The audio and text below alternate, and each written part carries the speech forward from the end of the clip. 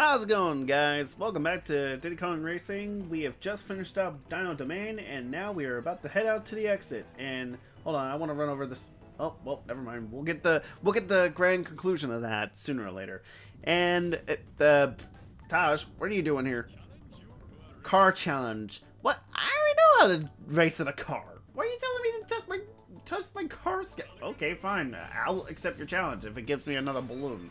Anyways, so yeah, at random intervals, if you complete certain requirements, you will be able to race against Taj, to say the least. First up is a car challenge, which I'm just gonna say it, easiest race ever. Okay, maybe not because I accidentally screwed up the drift. But yeah, you can just basically drift around this entire circle, and if you actually perfected it, you might even overlap Taj himself. So this is somewhat funny, yet kind of pointless, considering that we don't really need a challenge to basically test our driving skills, you know? But yeah. Well done. Take this as a reward. I'll see you later. Okay, goodbye, Taj. Thanks for the pointless race. But yeah. Moving on from that, we're actually going to be... Hold on a second. 10 seconds later. Okay, sorry about that. For some odd reason, we had a little bit of an interruption here. So, I apologize for that. Those will be cut down a bit. But yeah, we got ourselves another balloon here, but we need to get Taj to put us back in our plane. Taj, we need to be back in our plane. Why you gotta take us out of our plane, man? Anyways, now normally this would be the time where I actually go in order for what actually makes a little bit... Oh, by the way, look how perfect this looks. Doesn't this look beautiful in some regard? Just seeing the rock and all of a sudden seeing a face right there. Just seeing part of his face just show up. I think it's beautiful. I think it's lovely. Don't you guys? But yeah. Anyways, so now we're heading to the next area, which has the number 2 on it, and this is... trying to remember. Snowflake Mountain. Yeah, that's right. It says it. I'm playing without audio, if you couldn't tell. But yeah, we got ourselves 4 other stages. Almost ran over TT. We got Everfrost Peak. We got Walrus Cove. We got Snowball Valley, and finally, last but not least, we also got Frosty Village.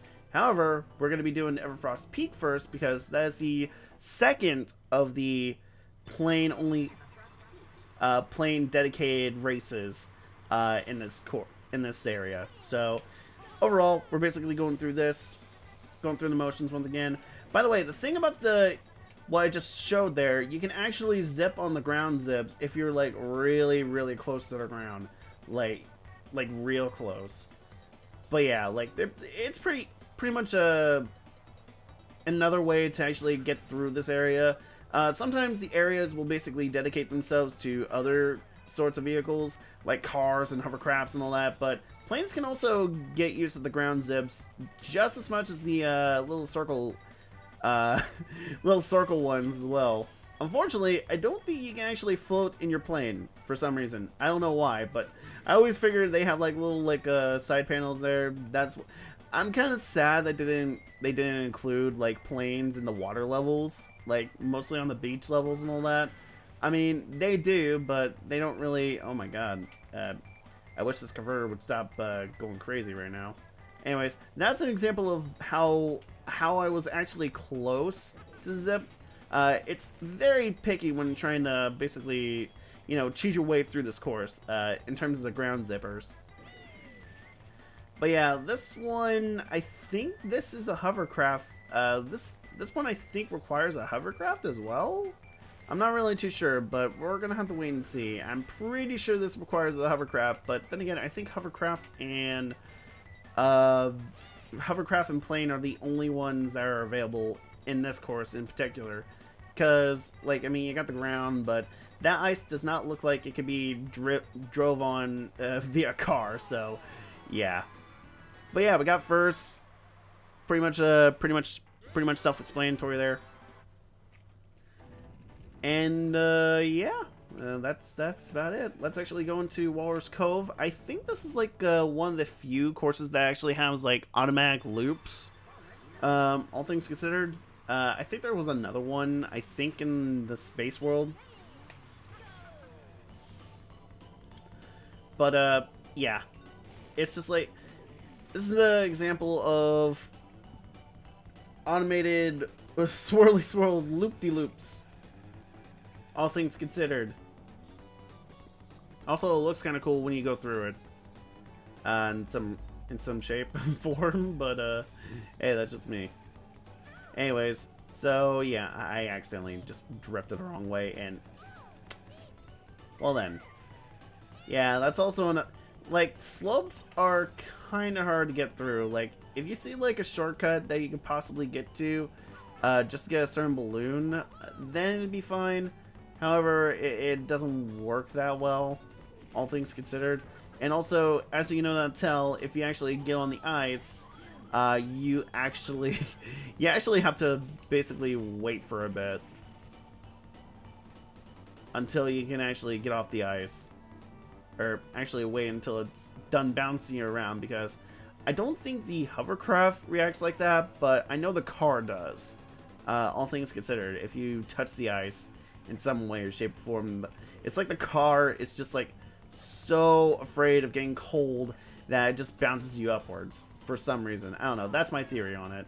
And that could have hit Crunch, considering that it was on top of his head there. Huh. Don't know why that's not the case. Also, I'm pretty sure I accidentally placed the oil slick on top of the ice that you bounce off on.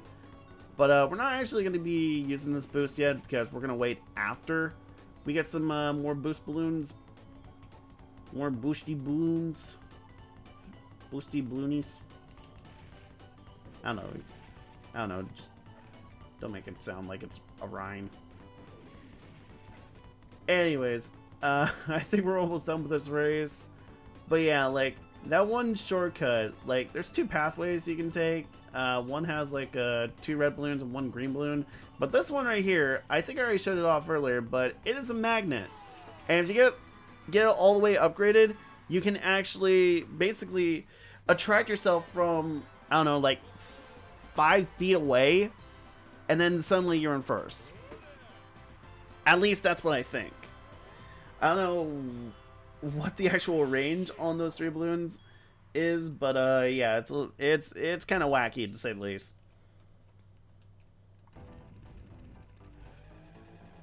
Anyways, so with that being said, we got ourselves our next race, Snowball Valley, which, okay, the few levels that we are actually playing, this one actually has a key.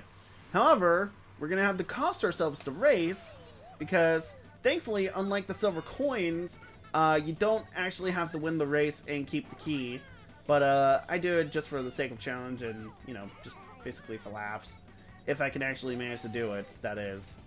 But, oh, yeah, that's also another thing. Apparently the snowballs have eyes now.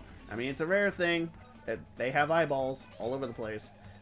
They could have eyeballs on those trees, but they don't. Anyways, so right here is the key, and you can already tell that I took a little bit too long of a time to actually get that key, so really annoying sometimes. And sorry, Pepsi, why are you in last all of a sudden? Apparently, you're supposed to be the best character, and all of a sudden you're not. I don't get that. But yeah, basically, oh, for God's sakes, I keep getting squashed by the freaking snowball's eyes. But yeah, surprisingly, first, second, and third are really far away for some reason.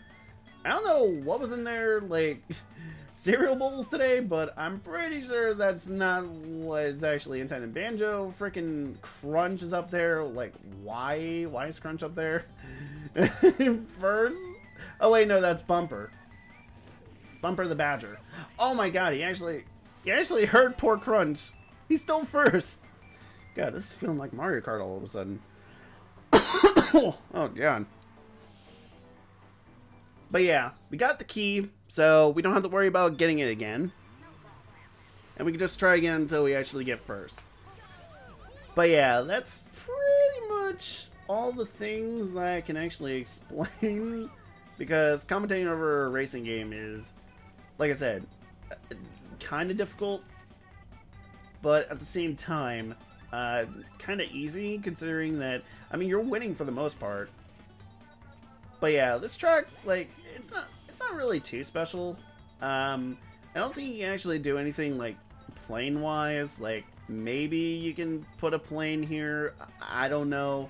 I mean, there is like a big open space. How did that snowball get me? I don't think I was actually there. I think it was, but I don't know. Maybe it did get me by like a pixel of some kind, or like a polygon, like a little stint of the polygon somewhere around here. And yeah, I mean, as you can tell, like, basically being knocked around. The physics in this game is kind. I'll say this much: the physics in this game are all right. They're basic racing physics. I mean, what can you do? However, slopes. Not really, not really that good. All things considered, controlling while you're in the slopes and all that. I mean, you guys already saw what happened earlier during Walrus Cove when I tried to go for the one balloon on the right after going through the loop and all that. But like after the second cave. But yeah, it's really annoying. Anyways, Frosty Village now. This is one of my favorite tracks in this game. Only because at the time it actually looks really good. Also, you can see the Rareware logo there. That's a neat little touch. Just basically reminding you, hey, you're playing a racing game by Rareware. We see all. We see all. By the way, these bananas can be easily gotten if you actually know how to drift properly. And also, this is a shortcut, but as you can already tell, it's kind of one of those shortcuts where it's rewarding if you can actually connect to it, but also really punishing if you can't actually connect it. Like, if you screw up once, you may stay in the same place that you were, just not really up ahead that much. If you really screw up, then, well, pretty much the AI will basically overtake your lead, and they'll basically take you to downtown and all that. And one other thing I actually noticed is that the bananas don't actually regenerate. That's also including the AI's bananas. If they grab it, like, those bananas do not regenerate, like, respawn whatsoever. That's kind of the weird thing. I think it was going by Super Mario Kart logic, because this is the like, Super Mario Kart had the coin system where your coins basically increase your top speed, and you can basically grab as many coins as you can. Unlike in recent Mario Kart games where you actually have only have 10 of them, and then that'll increase your max speed, all things considered. But, oh god, did a little twister-rooney again. Just like, I don't know how you even do that, but I guess I don't know. We might have to actually experiment with that one thing, because it might be useful in the battle, like, later on, to say the least. But I'm not really worried about the battle yet, so we're all good to go. But, yeah, pretty much, all things considered, we're actually doing really well in this race. But, yeah. What I actually want to do here is, what is your favorite memory from Mario Kart, CTR, or Diddy Kong Racing in particular? Let me know in the comments down below. Because, like, honestly, I love this game so much, like, when I was a kid. I really did. Like, I always proclaim it as one of my first, like, favorite games of all time. Aside from Super Mario Galaxy, the first one, and a couple of other games, like Titanfall 2. I mean, that game was underrated as all hell. And it actually improved on Titanfall, to say the least. Though, I was kind of sad that I actually got lost in the ether when my PC crashed and all that. It was so annoying. And one thing that I basically learned from that experience is that always keep your stuff, like, organized and not all discombobulated. And try and basically make time, force yourself into a schedule and all that. I mean, you got, like, life priorities and all that, but In terms of basically trying to improve content-wise, you know, build up production and consistency, always try your best to basically put a schedule up front. That way you can be able to keep yourself motivated and keep yourself going. And not to mention, find things to talk about. I mean, it's always hard for me to do streams and recordings because they're kind of two different things, but it's just me talking behind a microphone and all that. This is basically me just self-teaching myself a couple of things. I mean, I'm still learning in some way. Hell, 4 years after streaming, like, I'm still learning about all this new stuff, especially when Twitch just keep updating their, like, systems and all that, allowing affiliates to enter, so I'm glad for that. By the way, I forgot the walrus's name. His name is Bluey the Walrus. Bluey the Walrus. And I think his official render had him in purple. That I don't get. Take your finger off the accelerator just before you hit a zipper. I already know that. Thank you, Tosh. I'm glad that you taught me that. Anyways, since we still have a little bit of time left, we're actually going to be doing the next battle, and this is pretty much the Icicle Pyramid. This is pretty much a last man standing. Eliminate everybody and be the last one alive. This is pretty much what you get here is you get like eight bananas in total for your life counter, and you gotta basically get every single person. Like Tip Top almost got me, so that was kind of frightening. And the balloon properties here actually act a little bit differently. You can still collect like the red balloons, like 2 red balloons, and you can get a homing missile, but that's it. You don't get like 10 missiles whatsoever. Even if I grab this one balloon right now, like this red balloon, hold on one second, just come on, drift, come on. Trying to drift it. There we go. Okay, see, it doesn't even give me the 10 missiles. It only gives me the homing missile again. So yeah, that's something. Anyways, hey Banjo, sorry about that. Sorry that you were in Nuts and Bolts. All joking aside, I don't think Nuts and Bolts was that bad of a game. I mean, if it wasn't Banjo-Kazooie, then it'd be fine. It'd probably be a good game, all things considered, if it was a different IP from Rare. But the fact that it was Banjo-Kazooie, and it was not like a traditional Banjo-Kazooie game, then it kind of suffered in some way, only because of the brand behind it. Like, if you basically take Banjo-Kazooie out of the game and pretty much just make it like just some animals trying to build a competition, and all of a sudden they're trying to get the deeds back to their house and their homeland by this one omnipotent person. I don't know. You can keep logging them. Like, you can keep the log, you can keep Trophy Thomas. I'm trying to remember what the pig's name was. Piglet. I don't know. He's named like some sort of like he's a parody of pretty much anybody that's like a artist, a Renaissance artist or something like that. I don't know, but yeah, it's just like then it'd be a good game. But since it is Banjo-Kazooie, like I said, not really good. I mean, it was decent, but not really good.